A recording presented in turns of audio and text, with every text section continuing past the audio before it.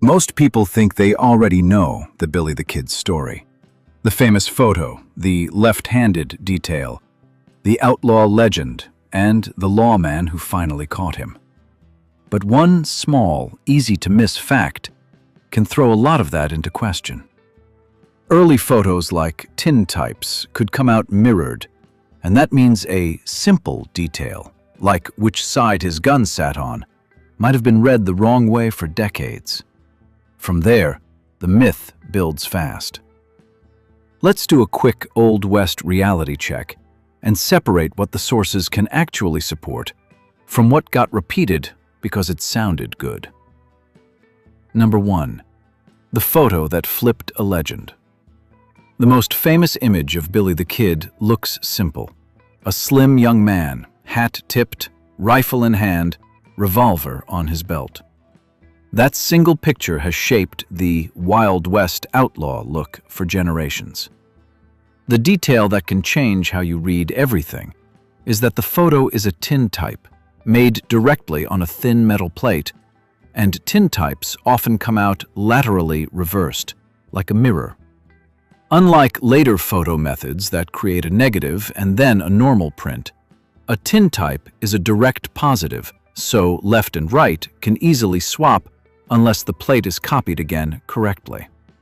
If you don't know that, you start pulling evidence from the image that isn't really there.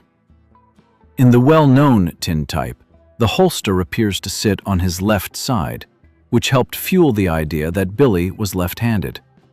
That idea became so popular, it shaped marketing and storytelling for decades, including a famous mid-20th century movie built around the left-handed hook. But the rifle in the same photo gives away the flip. Lever-action Winchesters load through a gate on the right side of the receiver, and in the tintype, that loading gate appears on the left.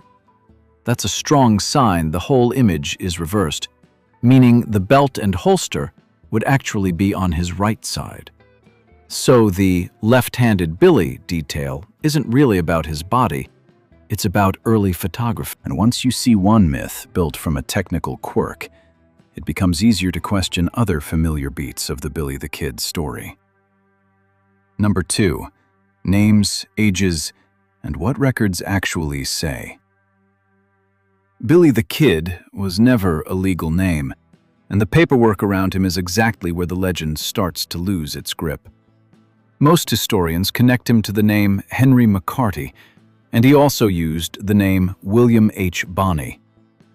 On the frontier, switching names wasn't a cute branding move. It was a practical habit in a time of thin records, inconsistent spelling, and constant travel. Even his birth details get argued over, because 19th century paperwork can be incomplete. But many researchers place his birth around 1859 and connect him to New York City. His mother, Catherine McCarty, moved west with her sons, and the family's path ran through multiple towns and territories before landing in New Mexico. After she married William Antrim and later died, Billy was basically a teenager without a stable home base, trying to make it in mining and frontier towns where jobs were seasonal and trouble was common. The kid label can also be misleading. Popular culture often freezes him as a teenage outlaw, but he was likely about 21 when he died in 1881. That's young, but it's not the same as the almost childlike figure some stories sell. Another thing the legend smooths over is where he actually lived. This is not a straight Texas cowboy tale. His key years played out in New Mexico territory, where Spanish was widely spoken, Hispanic families had deep roots, and Native communities were part of everyday life.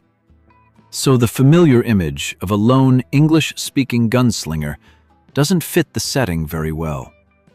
Contemporary accounts describe him as sociable and able to blend into local communities, and that's easier to understand once you remember how mixed and tight-knit those places could be. Number 3. Lincoln County was a power struggle, not a simple feud. The event that welded Billy the Kid to history is the Lincoln County War.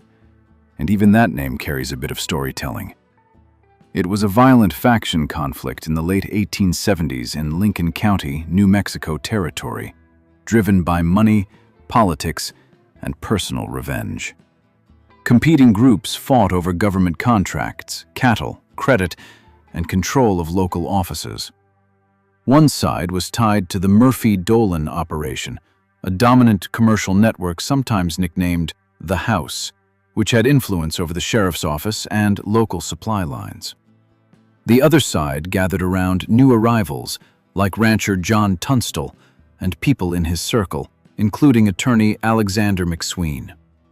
When Tunstall was killed in 1878, a group known as the Regulators formed to go after the men they blamed, and Billy became associated with them. In movies, that can turn into a clean, good versus evil plot. But on the ground, it was a messy collision of private force and public authority. Some regulators held legal papers, some acted like a posse with a grudge, and local law enforcement wasn't a neutral referee. The feud escalated through ambushes and retaliations, and Billy was accused of taking part in killings tied to the conflict, including the death of Sheriff William Brady. Then came the episode often called the 5-Day Battle in July 1878, when fighting centered around the McSween house. The house was set on fire, people tried to break out, and more men died, including McSween. Billy got away, but by that point the conflict had produced court cases, warrants, and a long tail of grudges that would follow him. Calling it a war can mislead because it suggests armies with clear lines. Lincoln County was smaller, tighter, and more personal than that. Neighbors, co-workers, and rival business partners inside the same limited space, with violence used to settle what courts and elections weren't settling fast enough. In that context, Billy isn't a random bandit who picked a fight with society. He's a young man caught in a local power fight that spiraled out of control. Number 4. Outlaw versus lawman was often a label, not a lifestyle. The classic Old West poster draws a bright line, outlaws on one side, lawmen on the other. Territorial reality blurred that line all the time. Sheriffs and deputies could be tied to local factions, and their enforcement choices often matched the interests of the people who helped them win office. Posse members might be friends, employees, or debtors of the local power center, which changes what justice looks like in practice. There were also layers of authority. A county sheriff, a territorial judge, and a federal marshal didn't always pull in the same direction, and people learned to work the gaps between them. Jails could be insecure, budgets were tight, and lawmen sometimes relied on rewards or local backing to fund a chase, which pushed enforcement toward high-profile targets. At the same time, men with criminal reputations could be temporarily useful to authorities. Frontier law was built around warrants, deputies, and jails, but also around personal networks and deal-making. That's why Billy's story includes moments where officials try to negotiate with him and moments where he tries to negotiate back. One of the most famous examples is Governor Lew Wallace, who looked for ways to calm Lincoln County and discussed an arrangement in which Billy would testify and receive some form of protection or leniency. Those plans didn't stick, and the reasons are debated, but the very fact that the governor engaged him shows how political the situation was. It also explains why wanted posters don't always mean what modern viewers assume. Rewards could be political tools, numbers could be exaggerated, and posters were meant to shape public opinion as much as they were meant to identify a person. In a territory where rumors moved fast and paperwork moved slow, reputation could become a second identity, sometimes more powerful than the official record. Number 5. Guns, horses, and what the tech really meant. The West did have a lot of firearms, but pop culture usually makes them look smoother and faster than they were. Many revolvers of the era were single action, meaning you normally cocked the hammer before each shot. The iconic Colt single-action army dates to the 1870s, but not everyone carried the newest model, and plenty of people still used older guns or whatever they could afford. Reloading was not quick the way movies suggest, and carrying extra ammunition meant weight and bulk. Lever-action rifles, like Winchesters, could fire multiple rounds, which was a major advantage, but they weren't unstoppable. They could jam, ammunition quality varied, and long guns were harder to carry discreetly. Shotguns were common for close work, and a shotgun doesn't fit the graceful, quick-draw image at all, even though it was practical. Most gunfights, when they happened, were short and chaotic, not choreographed duels at high noon. Distance matters too. Hollywood loves long sightlines and perfect aim. Real fights were often at close range, decided by surprise, cover, and who got the first effective shot. Travel and communication also shaped crime and law. Telegraph lines and railroads were expanding, but much of New Mexico still ran on riders, word of mouth, and slow official mail. That meant a person could disappear quickly, yet it also meant food, water, and friendly shelter mattered more than raw speed. Horses were essential, but they weren't instant getaway machines. A horse needs water, rest, and decent feed. It can go lame. It can be recognized. And stealing one brought serious consequences because it attacked a person's ability to work and travel. Open land gave people room to hide, but it also made it harder to stay supplied and harder to keep secrets in small communities where everyone noticed newcomers. Number 6. The jail escape and the way stories harden. By 1881, Billy was deep in legal trouble, and he had been convicted and sentenced. Then came the escape that pushed him from a territorial headline into a national one. The basic fact is that he got out of custody and fled, and 2 guards ended up dead in the process. After that, the details get disputed because the surviving accounts come from a stressed community and from people who had reasons to shape the narrative. Some retellings emphasize careful planning, others emphasize luck, and others emphasize failures in the jail setup or the guard routine. This is where an Old West reality check really shows up. Dramatic events quickly become fixed scripts. Newspapers wanted clean, punchy versions, and editors knew that a breakout story sold papers far beyond New Mexico. Billy's enemies wanted him painted as a dangerous predator, while people who had liked him locally sometimes leaned into the idea that he had been pushed into a corner by corrupt power. Law enforcement needed the public to believe control was being restored, which often means highlighting danger and urgency after the fact. The escape also changed the stakes for everyone involved.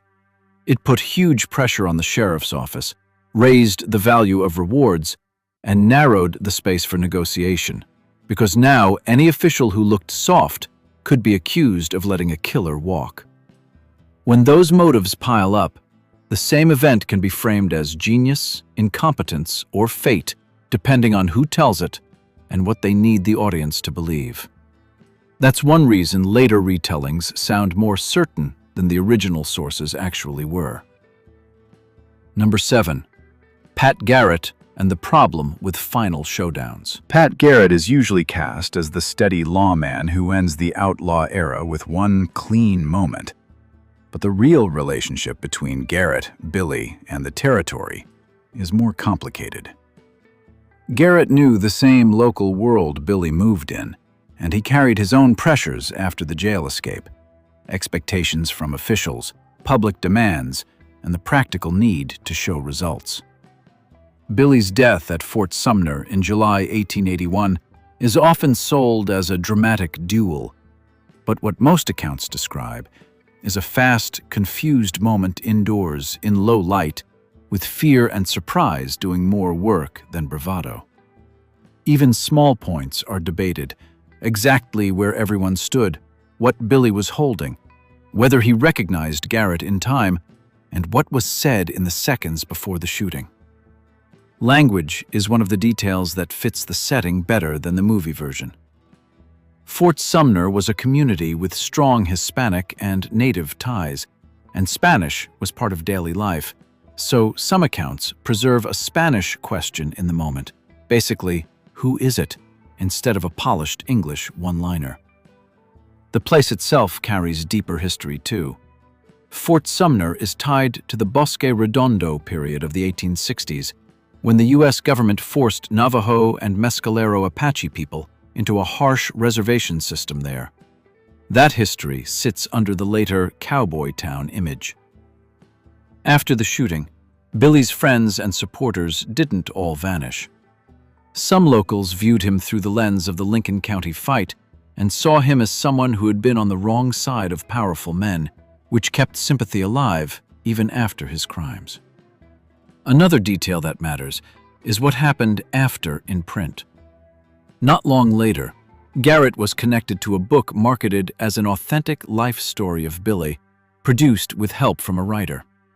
That kind of source is useful, but it's also self-interested, because it can justify actions, settle scores, and shape how the public remembers events. So when people argue about Garrett, they're often arguing about narrative control as much as they're arguing about the shooting itself. Number 8. The myth machine and the facts that keep slipping through. By the late 1800s, newspapers and cheap popular books were turning Western crime into mass entertainment, and Billy the Kid fit the market perfectly.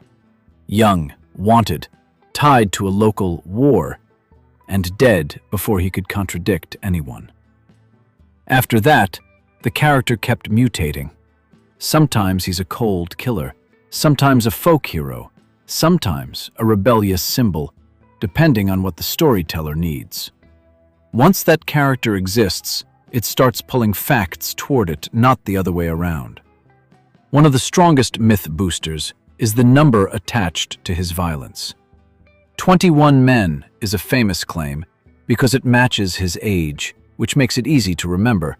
But historians treat those tallies cautiously because solid documentation is limited and later retellings inflate counts. Another myth booster is the photo situation. There is one tintype widely accepted as Billy the Kid, while other alleged photos and artifacts keep surfacing and getting debated because a single new authentic image would reshape how people picture him and the people around him. When a new photo claim appears, investigators look for tiny, unglamorous clues. The type of photo process, the clothing cut for the period, the hardware on a gun, the shape of a buckle, and whether the image is mirrored. Then there are the survival stories. Different men claimed they were Billy who escaped death, and supporters pushed for pardons or recognition decades later. Those claims run into the same wall every time. Timelines, witnesses, and records rarely line up cleanly, and memory is not the same thing as evidence. Even Billy's burial site has its own complications, including vandalism and theft of markers over the years, which shows how the legend keeps pulling people toward physical proof. Underneath all of it, the public wants a clean character, while the historical record is scattered across court papers, local newspapers, and accounts written years later. In that pile, the smallest technical clue can matter, like the Winchester loading gate sitting on the wrong side in the tintype because the image is flipped.